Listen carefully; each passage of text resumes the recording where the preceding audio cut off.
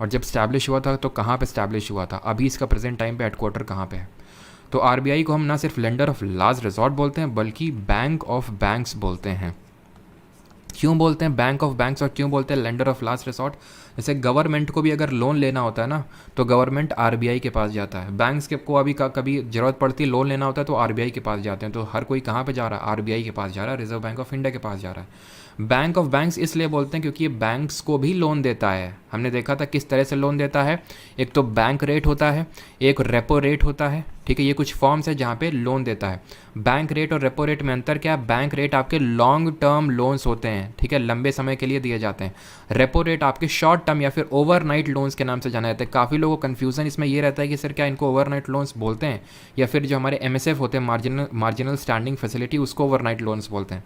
इसको भी बोलते हैं, ठीक है, आप चेक कर लीजिए कहीं पे भी, ओवरनाइट लोन्स बोलते हैं। और इसमें जो बैंक रेट होता है उसमें रेट ज़्यादा होता है रेपो रेट के कंपैरिजन में, ठीक है। आपको हो सकता है कि लगे कि क्यों ऐसा है, जबकि बैंक रेट में तो लॉन्ग टर्म के लिए लिया जा रहा है, यहाँ पे तो शॉर्ट टर्म के लिए, ये एक तरह का तो ओवरनाइट लोन है। तो इसका रीज़न ये कि बैंक रेट में आपको नो कोलेट्रल, बैंक्स को कोई कोलेट्रल जमा नहीं करना पड़ता है। कोलेट्रल क्या होता है? कोलेट्रल का मतलब होता है कोई चीज़ गिरवी।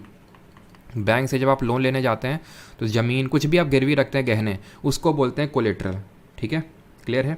और अगर बात करें कब स्टैब्लिश हुआ था तो 1935, गवर्नमेंट ऑफ इंडिया 1935 से स्टैब्लिश हुआ था। 1935 में कैलकाटा में स्टैब्लिश हुआ था ये। और प्रेजेंट टाइम में इसका हेडक्वार्टर आप जानते हैं, प्रेजेंट टाइम में इसका हेडक्वार्टर कहाँ पे है? मुंबई में है। और इसके जो पहले गवर्नर थे वो कौन थे? सी.डी. देशमुख थे इसके पहले गवर्नर, ये आपको पता होना चाहिए। और ये आपको रिकॉल आना चाहिए कि गवर्नमेंट ऑफ इंडिया 1935, बहुत तेज़ी के साथ रिवाइज करेंगे, इसने बात कही थी एक federation, all India federation setup करने की बात कही थी, जो कभी एग्जिस्टेंस में आ नहीं पाया था क्योंकि प्रोविंसेस कभी एग्री नहीं करी थी। ना सिर्फ आरबीआई स्टैब्लिश हुआ था, जो हमारा सुप्रीम कोर्ट है वो स्टैब्लिश हुआ था, हमारा फेडरल पब्लिक सर्विस कमीशन इसी से स्टैब्लिश हुआ था, ठीक है। और अगर बात करें 1935 के एक्ट ने प्रोविंसेस को ऑटोनॉमी दे दी थी, डायरकी इसने ट्रांसफ़र कर दी थी प्रोविंसेस से लेके सेंटर को। प्रोविंसेस में डायरकी आई थी गवर्नमेंट ऑफ इंडिया। अब इस चीज़ को मैं लिख क्यों नहीं रहा हूँ क्योंकि सब हम लोग लिख चुके हैं, ठीक है, बस हम रिवाइज कर रहे हैं। गवर्नमेंट ऑफ इंडिया 1919 से प्रोविंसेस में डायरकी आई, डायरकी मतलब डुअल गवर्नमेंट, और फिर उस डायरकी को ख़त्म किया गया 1935 के एक्ट से और वहाँ पे सेंटर में डायरकी लाई गई, तो यानी प्रोविंसेस को ऑटोनॉमी दी गई। ये चीज़ याद रखिएगा।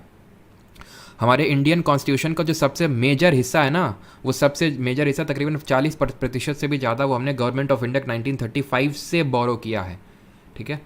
और जो ऑफिस ऑफ गवर्नर है वो भी इसी से लिया है, ठीक है। For example office of governor, अब तुम्हें लगेगा वो हमने कनाडा से लिया है, तो हमने कनाडा से लिया है appointment of governor by the president, राज्यपाल की नियुक्ति राष्ट्रपति के द्वारा, वो हमने लिया है कनाडा की कॉन्स्टिट्यूशन से। लेकिन ऑफिस ऑफ गवर्नर 1935 एक्ट से। इनमें से